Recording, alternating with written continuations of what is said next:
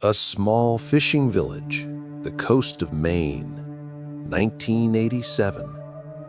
Here, near the old decommissioned Seagull's Point lighthouse, lived Thomas, a 42-year-old watchmaker. He was known for his meticulous nature and reclusive lifestyle. After his wife's death, Thomas lived alone. His routine was unchanging: work, dinner at the local diner at 6 p.m. sharp, and an evening with a book. He never went near the old lighthouse. He considered it a dangerous ruin. But one foggy June evening, Thomas broke his own rules. Instead of going straight home, he decided to walk along the beach. The fog was so thick, it almost completely hid the water.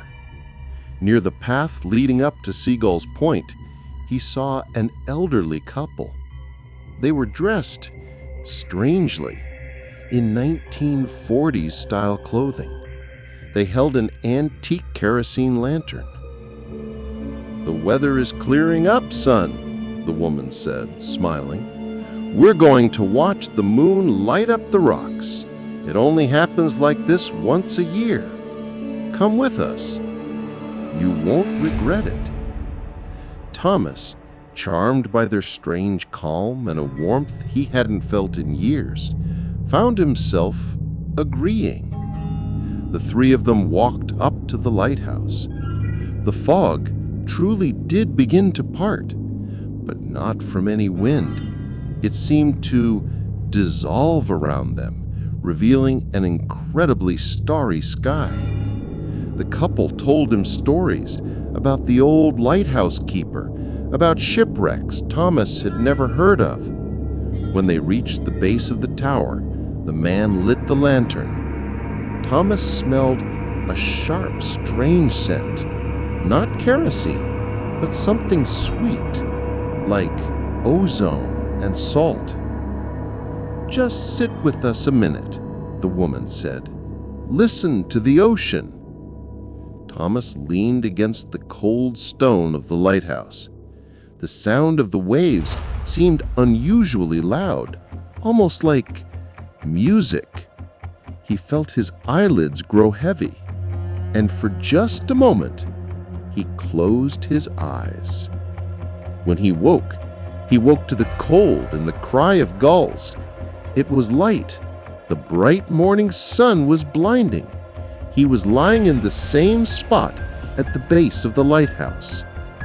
The old couple was gone. "I must have slept all night," he muttered. He was hungry and felt incredibly weak. He stood up and, unsteady on his feet, staggered back toward the village. When he walked into his small shop, the bell on the door chimed. His young apprentice dropped his coffee mug. Mr. Henderson? Oh, God!" The boy's face was white with terror. Thomas didn't understand until he looked at the calendar on the wall. The page did not show June. It showed September. He had been missing for 12 weeks. He was immediately taken to the hospital. He was malnourished, as if he had been starving for weeks, and had lost over 20 kilograms, about 45 pounds. His beard, usually neatly trimmed, was long and matted. The doctors were baffled as to how he had even survived. But for Thomas, only a moment had passed. One night. When Thomas described the couple to the police, the sheriff frowned. He asked for a more detailed description. What Thomas described perfectly matched an old photograph hanging in the town archives. It was Eli and Martha Grayson, the lighthouse keeper of Seagull's Point, and his wife.